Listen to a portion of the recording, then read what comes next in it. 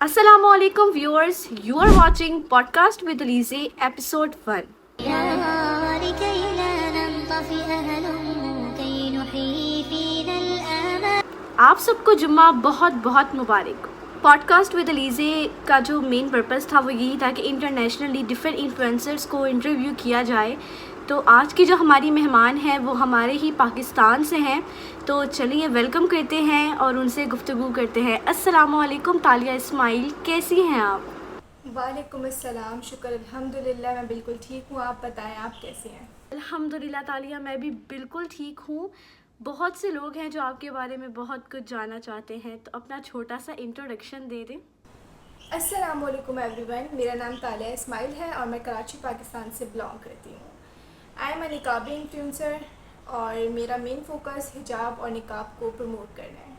माशाल्लाह तालिया, that is very nice कि आपका जो मेन फोकस है वो इसी चीज़ पर है कि आप निकाब को और पर्दे को प्रमोट करना चाहती हैं। एज अ निकाबी आप चाहती हैं कि और भी लड़कियां निकाब करें, विच इज़ वेरी ब्यूटीफुल। आपके बारे में हम सब ये जानना चाहते हैं कि आपने ये जो इन्फ्लुएंसिंग थी सोशल मीडिया पर आने का जो आपका आइडिया था वो आपने कैसे शुरू किया, मतलब कि क्या आया आपके जहन में जो आपने ब्लॉगिंग शुरू की एज एन निकाबी इन्फ्लुएंसर? अच्छा, ब्लॉगिंग का तो कभी खैर मैंने सोचा नहीं था कि इस तरह से कभी भी जो है वो सोशल मीडिया पे आऊँगी या फिर अपना कोई अकाउंट होगा जिस पे अपनी पिक्चर्स या वीडियोस अपलोड करूँगी। कभी भी इस तरह से सोचा ही नहीं था। मेरी सिस्टर है मुझसे बड़ी, अलीना इस्माइल, और वो भी इसी तरह से इंस्टाग्राम पे काम करती थी। जस्ट इंस्टाग्राम पे खुद को नहीं दिखाती थी, वो जो स्किन केयर होता है ना उसका चलता था उनका। अब उसको देख के ही मतलब मैंने सोचा कि चलो मैं ट्राई करती हूँ, मैं जो हूँ अपना हिजाब निकाब में ट्राई करती हूँ एंड स्टार्ट लिया।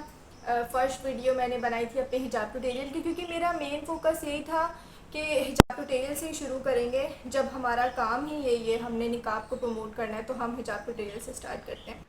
तालिया, ये तो बड़ी अच्छी चीज़ है कि आपने सोशल मीडिया का स्टार्टअप लिया था, मगर आपके रिलेटिव्स का इस चीज़ पर क्या रिएक्शन था जब उन्होंने आपकी वीडियोस वगैरह देखी इंस्टाग्राम पर, तो उनका क्या रद्द-ए-अमल था?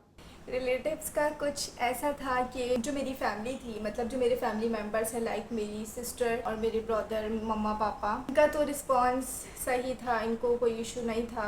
पापा थे थोड़ा सा शुरू में, मतलब कहते थे क्या हर वक्त मोबाइल लेके बैठी रहती हो। बात करते रिलेटिव्स की, तो रिलेटिव्स का रिस्पांस अच्छा नहीं था शुरू में उनको यही मसला होता था कि मैं वीडियो क्यों डालती हूँ, भले मैं हिजाब में डालती हूँ, निकाब में डालती हूँ, वो ये नहीं देखते थे।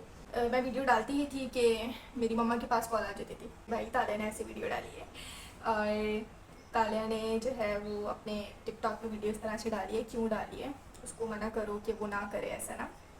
तो फिर मम्मा भी आ जाती थी, अब उनकी बातों में ज़ाहिर है मम्मा है वो, तो फिर मम्मा आके मुझे बोलती थी कि आपने इस तरह से यहाँ वीडियो डाली है, मेरे पास उनकी कॉल आई थी, आप मत डाला करो। फिर मैंने उनको बताया कि मम्मा देखें, ये जो मैं काम कर रही हूँ ना, शायद उनको पता ही नहीं है कि मैं क्या कर रही हूँ। और ये था कि रिलेटिव्स का अब ऐसा सीन है कि शुक्र अल्हम्दुलिल्लाह बहुत ज़्यादा सपोर्ट है रिलेटिव्स का, मेरी फैमिली का, चाहे वो मेरी ददियाल वाली फैमिली हो या मेरी ननियाल वाली फैमिली हो या मेरी जितनी कज़न्स हैं, सबका बहुत बहुत ज़्यादा सपोर्ट है। अब सब ने मुझे फॉलो भी किया हुआ है, सब मुझे देख रहे होते हैं मैं कहाँ क्या कर रही हूँ, और बहुत प्राउड फील करते हैं जब भी मैं उनसे मिलती हूँ, वो मुझे बताते हैं, मुझे भी अच्छा लगता है, उनको भी अच्छा लगता है। तो शायद कुछ चीज़ें ऐसी होती है शुरू में आपको समझ नहीं आती और आप बस लगे हुए होते हो कि नहीं ख़त्म कर दो। तो ऐसा था रिलेटिव्स का भी, उनको समझ नहीं आ रहा था शुरू में कि मैं क्या कर रही हूँ, मेरा क्या एम है। हाँ तालिया, आपने बिल्कुल सही कहा। रिलेटिव्स जो होते हैं वो स्टार्टिंग में इसी तरह से जो है शो करवाते हैं अपना रिएक्शन। अगर जब पेरेंट्स की सपोर्ट हो, ख़ास तौर पर जब फादर की सपोर्ट हो, तो सब कुछ जो है वो पॉसिबल और अच्छा लगता है, और जो इम्पॉसिबल होता है वो भी कहता है कि आई एम पॉसिबल। अच्छा तालिया, वैसे मैं इन चीज़ों से बहुत ज़्यादा वो हो जाती हूँ कि लोग जो मिसकंसेप्शन लेकर आ गए पर्दे के बारे में, कि पर्दा जो है वो लड़कियों को फोर्स किया जाता है इस्लाम में कि पर्दा करें, और लड़के जब लड़कियों की इंगेजमेंट हो जाती है या फिर उनकी शादियां हो जाती हैं तो तब उनको मजबूर किया जाता है कि पर्दा करो, पर्दे के साथ ही बाहर जाने ये वो। तो आप इस बारे में इस तरह के लोगों को क्या कहना चाहेंगी जो पर्दे को फोर्सिंग समझते हैं एक लड़की पर?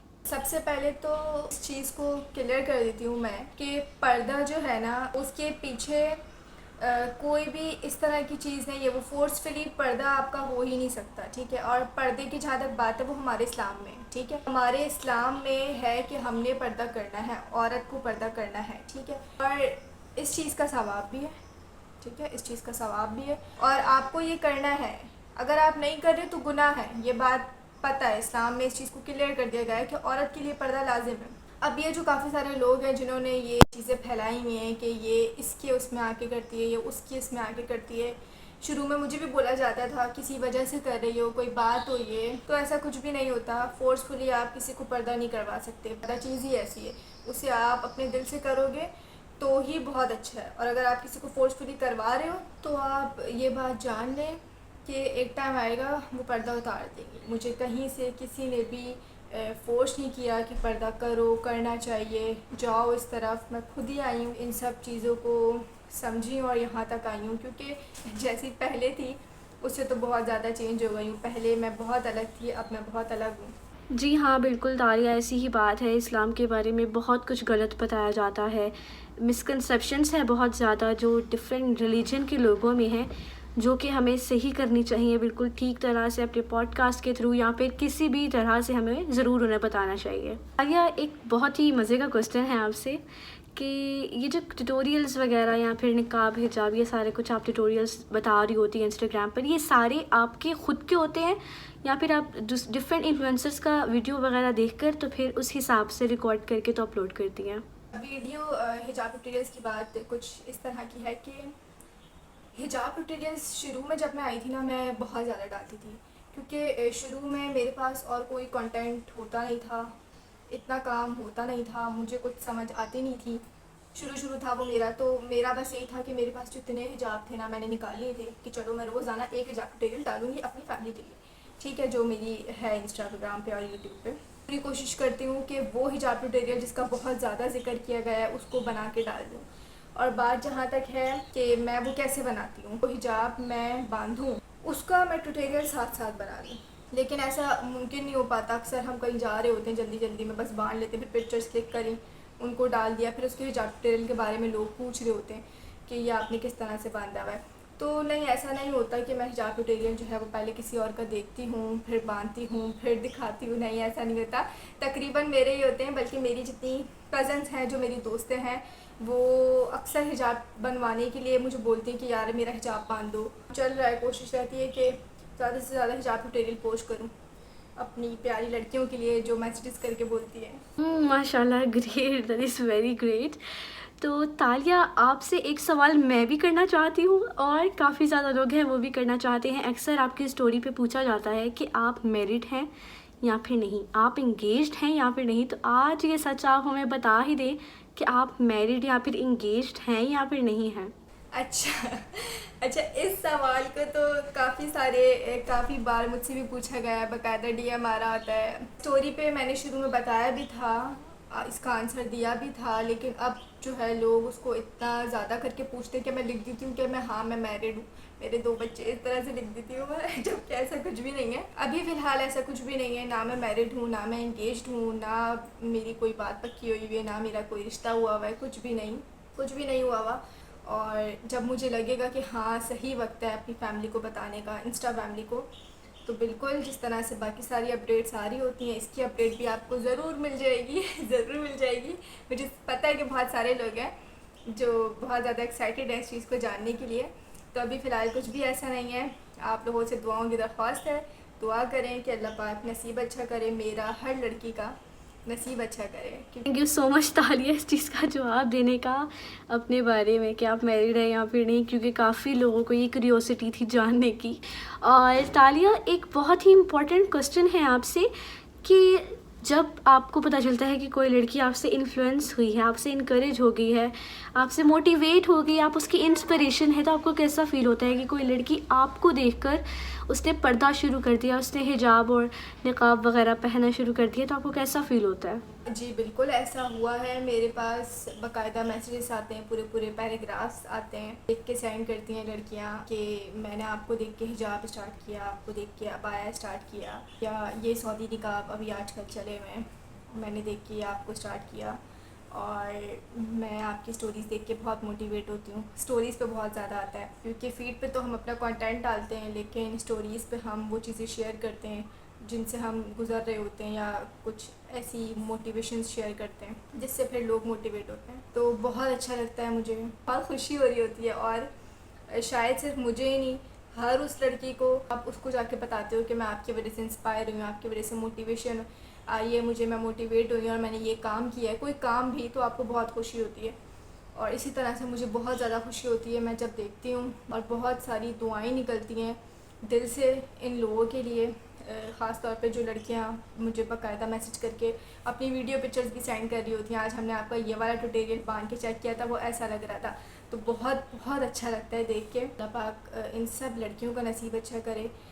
जी हाँ तालिया, आपने बिल्कुल सही कहा कि जब कोई वाकई में हमसे इंस्पायर होता है तो इसी तरह की हमें खुशी होती है, इसी तरह की हमारी फेस पे स्माइल होती है।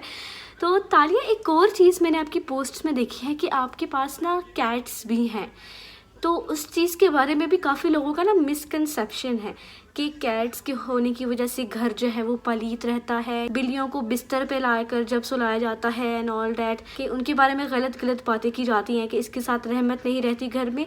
तो आप इस बारे में क्या कहना चाहेंगे उन लोगों को जिनका ये मिसकंसेप्शन है? जी बिल्कुल, मेरे पास बिल्ली नहीं है, मेरे पास बिल्लियाँ हैं, बहुत सारी हैं और काफ़ी टाइम से हैं। और बिल्कुल मैंने भी ऐसी बहुत सारी बातें सुनी है कि मुझे बिल्ली नहीं पसंद, या बिल्ली गंद करती है, या बिल्ली से घर में ये होता है।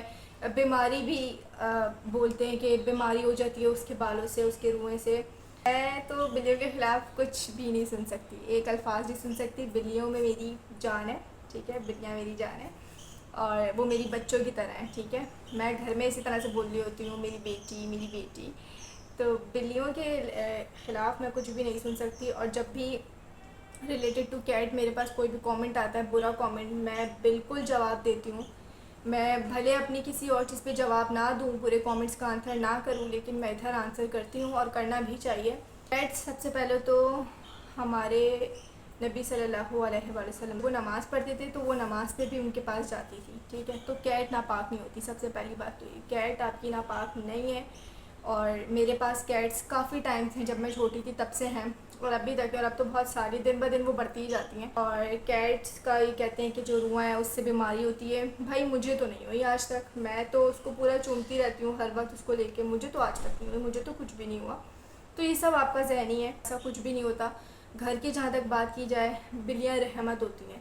बिल्लियों को पालना बहुत, उसका बहुत अजर है, उसका बहुत सवाब है। उनको खाना खिलाना, उनको पालना, उनको प्यार करना, उनको प्यार से रखना, इसका बहुत सवाब है।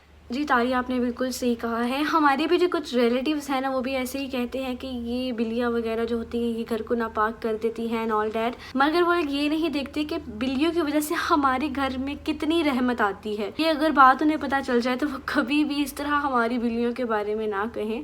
खैर, ऐसे मिसकंसेप्शन वाले लोगों को क्या ही बताया जाए, क्योंकि अगर इन्हें कुछ बताया भी जाता है तो वो यही कहते हैं कि आप हमें इस्लाम सिखाएंगे, आप हमें बताएंगे कि क्या गलत है और क्या सही है, आप हमें बताएंगे सारा कुछ, आपकी कब्र आपकी है, हमारी कब्र हमारी है, आप हमें क्या समझाएंगी। तो इस तरह के जो लोग हैं उनके बारे में आप क्या कहना चाहेंगे कि इन लोगों को कैसे सीधा किया जाए? मैं अगर बोलूँ तो इन लोगों के लिए मेरे पास कोई जवाब नहीं है। इन लोगों को मैं कुछ भी नहीं कहना चाहती।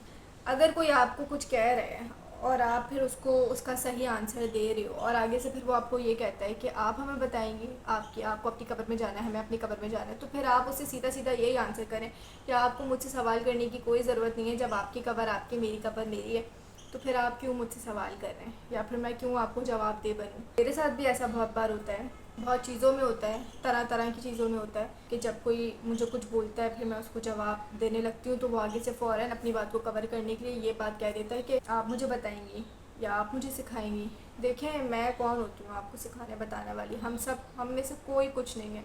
सब कुछ अल्लाह ताला ऑलरेडी बता चुके हैं, कुरान के ज़रिए, नमाज के ज़रिए, सब्र के ज़रिए, दुआओं के ज़रिए अल्लाह ताला आपको सब कुछ बता चुके हैं। आप ही हैं जो अपने दिमाग में इतना फजूल कॉन्सेप्ट जो है वो लेके बैठे हैं। आप ही हैं, आपने अपने दिमाग को इतना ज़्यादा घुमा के रखा है। तो हम तो नहीं हैं, हम तो कुछ नहीं बोल रहे हैं ऐसा, हम तो ऐसा कुछ भी नहीं कर रहे हैं। आप अपनी आखिरत की तैयारी करें, सीधा सीधा एक ही जवाब है, आप अपनी आखिरत की तैयारी करें। मैं अपनी आखिरत की तैयारी करूँगी, इसके अलावा मैं आपसे और कोई बहस नहीं कर सकती।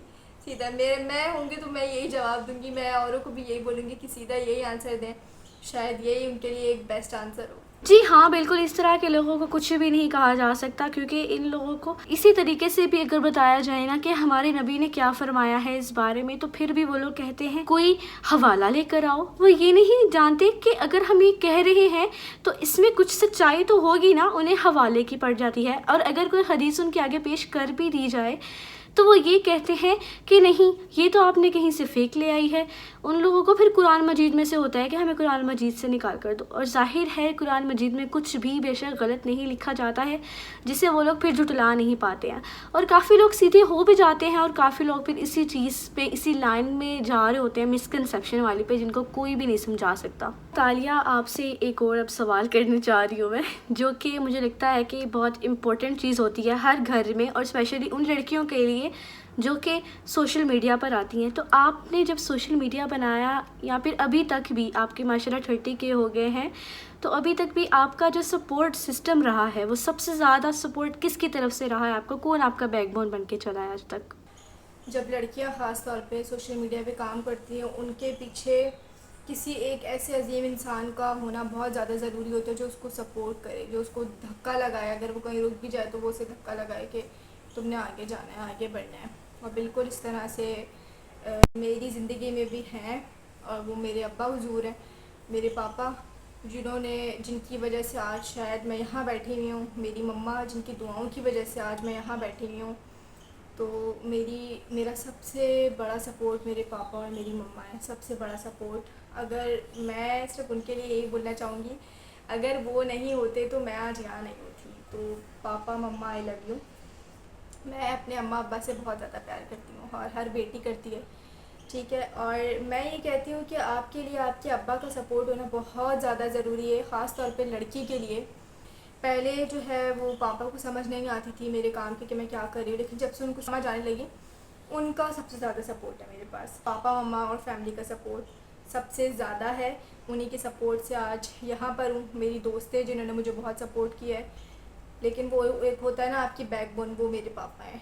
जी तालिया, आपने बिल्कुल सही कहा है कि पेरेंट्स का सपोर्ट हो, ख़ास तौर पे फादर का सपोर्ट हो, तो कुछ भी जो है वो इम्पॉसिबल हो ही नहीं सकता है। हमारे जो कुछ रिलेटिव्स हैं वो हमें डिस्करेज भी करते हैं, लेकिन हमारे पेरेंट्स जो हैं वो हमें करेज करते हैं, जिसकी वजह से हम यहाँ से यहाँ पर पहुँच जाते हैं। और ये चीज़ बहुत ही अच्छी लगी मुझे आपके और आपके पेरेंट्स की, जिन्होंने आपको हमेशा से सपोर्ट किया और अब तक सपोर्ट करते आ रहे हैं। मेरी दुआ है कि हर किसी को ऐसे ही सपोर्ट करते रहें। तो तालिया, अब हम अपने नेक्स्ट सेगमेंट की तरफ बढ़ते हैं, जो कि है रैपिड फायर। आपसे कुछ सवाल किए जाएंगे और आपने रैपिडली जो भी आपके दिमाग में आंसर आएगा वो आपने नाम ले लेना है, चाहे कुछ भी हो जाए, जो भी सवाल हो उसके रिलेटेड जो है आपने उसका आंसर देना है हमें। बिल्कुल, रैपिड फायर का मैं खुद भी इंतज़ार कर रही थी इसका, तो चलिए स्टार्ट करते हैं। अच्छा तालिया, रैपिड फायर में ना आपसे 3 सवाल पूछे जाएंगे, और आपने उसके जवाब के साथ जो है ना एक्सप्लेनेशन भी देनी है, रीज़न भी देनी है कि वाई ये चीज़ आपको क्यों पसंद है, या फिर इस चीज़ का जो है आपने आंसर का नाम क्यों लिया है, तो इसकी थोड़ी सी ना रीज़न भी आपने बयान करनी है। पहला सवाल ये है रैपिड फायर में कि सोशल मीडिया पर आपकी फेवरेट निकाबी इन्फ्लुएंसर कौन है और क्यों है, और उनके कितने फॉलोअर्स हैं? निकाबी इन्फ्लुएंसर एक्चुअली बहुत सारी हैं जो मेरी फेवरेट हैं, बहुत सारी हैं जिनसे मेरी बातचीत होती है। लेकिन अब जाहिर है रैपिड फायर इधर एक ही जो है वो मुझे बतानी है। तो मेरी फेवरेट है हैशटैग मीम महविश, आप ही सब जानते हैं उनको, इन्फ्लुएंसर हैं वो। हाँ, मैं भी नहीं जानती हूँ, उनकी वीडियोस काफ़ी ज़्यादा आती रहती हैं, और इनफैक्ट कि आपकी भी स्टोरी पर उनकी वीडियोस वगैरह लगती हैं। सो नेक्स्ट सवाल आपसे ये है मेरा कि आपकी फेवरेट हिजाबी कौन है? निकाबी तो महविश हो गई, और जो हिजाबी हैं जो आपकी फेवरेट हैं वो कौन है और क्यों है, और उनके कितने फॉलोअर्स हैं? हिजाबी ब्लॉगर्स भी काफ़ी सारी हैं और बहुत ही प्यारी हैं, बहुत इंस्पायर करती हैं लोगों को, और बताना नाम एक का ही है लेकिन 2-3 हैं।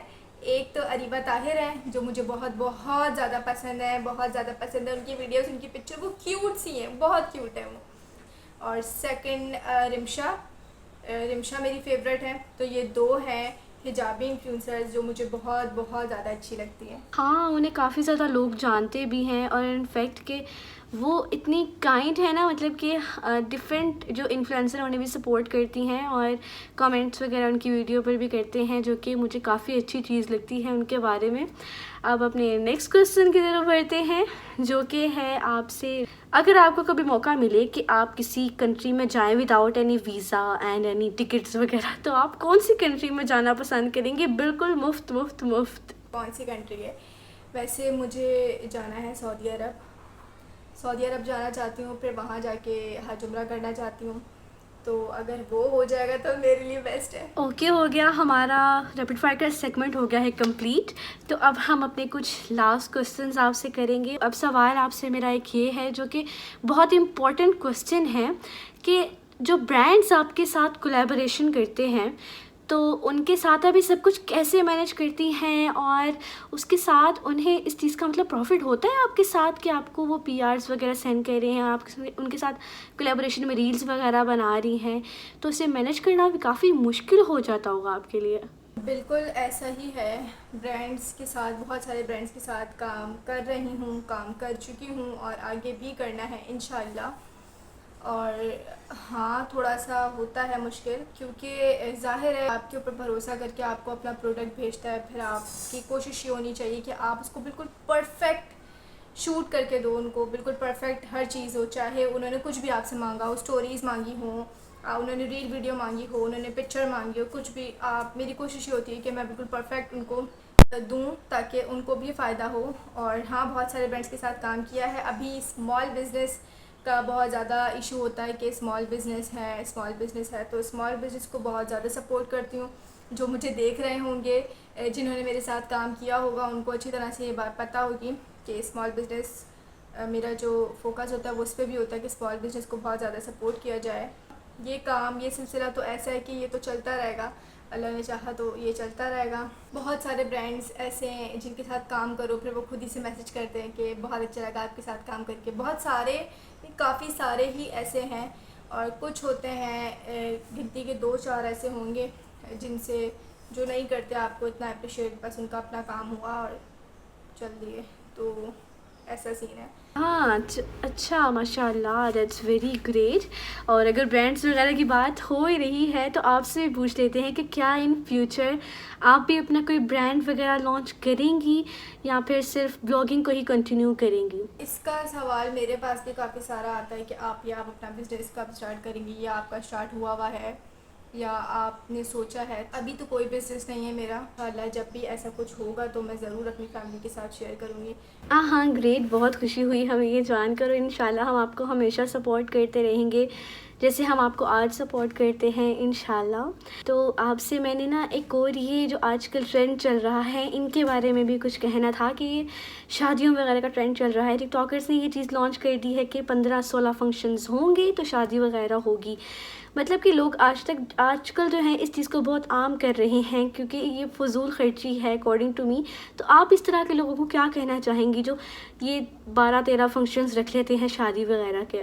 ये चीज़ जिस तरह से आपके लिए सही नहीं है, बिल्कुल उसी तरह से मेरे लिए ये चीज़ बिल्कुल सही नहीं है। हमारे इस्लाम में जितना ज़्यादा शादी को आसान बनाया गया है, निकाह को आसान बनाया गया है, उतना ही ज़्यादा इन लोगों ने, टिकटॉकर्स ने, यूट्यूबर्स ने, सारे यूट्यूबर्स, सारे टिकटॉकर्स नहीं बोलूँगी मैं, काफ़ी सारे लोग हैं ऐसे जिन्होंने बस बनाया हुआ है कि शादी नहीं हो गई, पता नहीं क्या हो गया, 10-10, 12-12 इवेंट्स, जब तक 4-4 मेहंदियाँ, 4-4 ढोलकियाँ नहीं होंगी इनको सुकून नहीं मिलेगा। तो मेरी नज़र में ये सब कुछ फजूल है, सब कुछ बेकार है। जो मेरा माइंडसेट है वो यही है कि सिंपल सा निकाह। मेरा माइंडसेट सिर्फ यही है कि मुझे मंगनी का भी कोई इंटरेस्ट नहीं है, मुझे नहीं शौक़ कि मंगनी होनी चाहिए या मंगनी करनी चाहिए। और मेरे ख्याल में हमारे इस्लाम में मंगनी भी नहीं है, तो निकाह है हमारे इस्लाम में, और सुन्नत के तौर पे वलीमा है।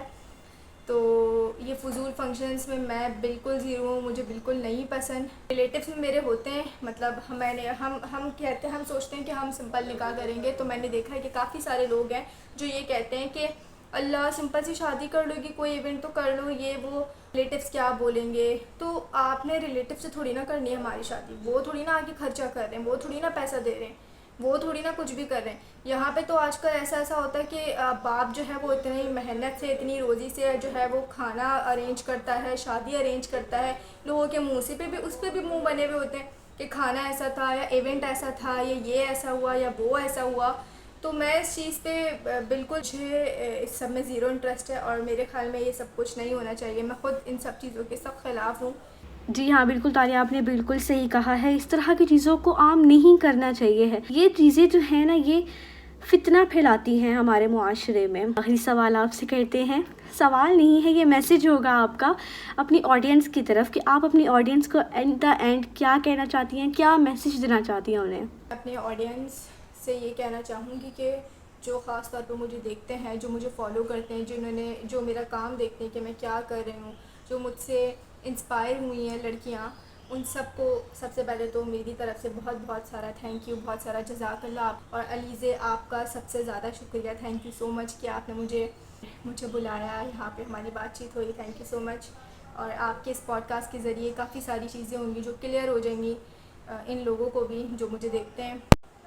और इसके अलावा जो है मैं उन लड़कियों को जो भी मुझे देखती हैं उनको ये कहना चाहूँगी कि आप जैसी हैं बहुत अच्छी हैं, ठीक है, और अपने आप को बेहतर बनाएं और कोशिश करते रहें, क्योंकि हम लोगों में से कोई भी परफेक्ट नहीं है, ठीक है। तो हिम्मत नहीं हारनी, सबसे पहली बात सब्र करना है, दुआएं करनी है, बहुत सारी दुआएं करनी है, दुआओं से आप बहुत आगे तक जा सकते हो, ठीक है। ट्राई करें, खुद को जो है वो मजबूत बनाएं और ख़ुद को बेहतरी की तरफ लेके जाएं। और मुझे उम्मीद है कि आप लोग सब एक दिन जो है बहुत सारा कामयाब होंगे और अपनी दुआओं में मुझे ख़ास याद रखिएगा। माशाल्लाह तालिया, heads off to your thinking. बहुत खुशी हुई आपसे इस कन्वर्सेशन में और मेरी दुआ है कि अल्लाह ताला आपके जो हिजाब पर्दा है उसे हमेशा कायम रखे और दूसरों को आप इन्फ्लुएंस करती रहें और सब आपसे इन्फ्लुएंस होते रहें और आपको फॉलो करते रहें ताकि और लड़कियों को पता चले कि हिजाब की, निकाब की अहमियत क्या है। सो इसलिए पहले तो आपका बहुत शुक्रिया अदा करूँगी इसको एंडिंग करने से पहले कि बहुत शुक्रिया आपका जो आपने हमें अपने कीमती वक्त में से टाइम दिया कि हम आपको इंटरव्यू करें पॉडकास्ट विद अलीज़ा के एपिसोड 1 में। So very thank you and इंशाल्लाह अगर ज़िंदगी रही तो हमारी कभी मुलाकात भी हो जाएगी। Thank you everybody for watching this episode. Stay tuned for upcoming episodes at Podcast with Alize. Stay tuned every Friday at 6 p.m.